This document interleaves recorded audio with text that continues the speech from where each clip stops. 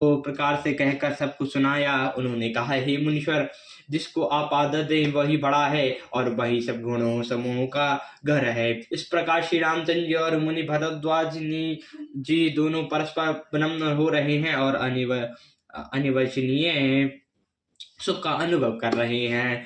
यह खबर पाकर प्रयागवासी ब्रह्मचारी, तपस्वी, मुनि, सिद्ध और उदास सब तीर श्री दशरथ जी के सुंदर पुत्रों को देखने के लिए भरद्वाज जी के आश्रम आए। श्री राम जी ने सब किसी को प्रणाम किया। नेत्रों का लाभ पाकर सब आनंदित हो गए और परम सुख पाकर आशीर्वाद देने लगे। श्री राम जी के सौंदर्य की सराहना करते हुए वे लौटे। राम कीन विश्राम निशि राम, प्रात प्रयाग नहाय सिया राम, चले सहत सिया लखन जन राम, मुदत मुनि सिरुनाई सिया राम। श्री राम जी ने रात को वहीं विश्राम किया और प्रातः काल प्रयाग का स्नान करके और प्रसन्नता के साथ मुनि को सिर नवाकर सीता जी, लक्ष्मण जी और शिवगोह के साथ भी चले। राम प्रेम कहे मुनि पाहि, नाथ काओ हम के मग जाहि, मुनि मन बह श्री राम सन काही, सुगम सुफल मग तुम कहूँ आहि। बड़े प्रेम से श्री राम जी ने मुनि से कहा, हे नाथ, बताइए हम किस मार्ग से जाएं। मुनि है मन में हंसकर श्री राम जी से कहते हैं कि आपके लिए सभी मार्ग सुगम हैं।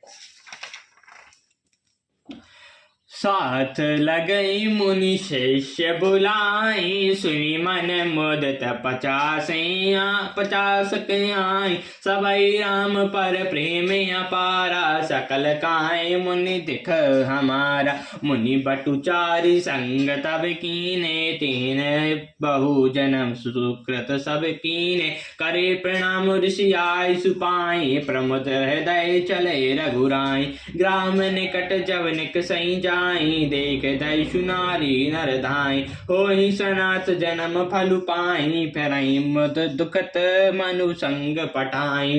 पर उनके साथ के लिए मुनि ने शिष्य को बुलाया। सुनते ही चित्त में हर्षित हो कोई 25 शिष्य आ गए। सभी का श्री राम जी पर अपार प्रेम है। सभी कहते हैं कि मार्ग हमारा देखा हुआ है। तब मुनि ने 4 ब्रह्मचारियों को साथ कर दिया, जिन्होंने बहुत जन्मों तक सब सुकृत पुण्य किए थे। श्री रघुनाथ जी प्रणाम कर और ऋषि की आज्ञा पाकर हृदय बड़े ही आनंदित होकर चले।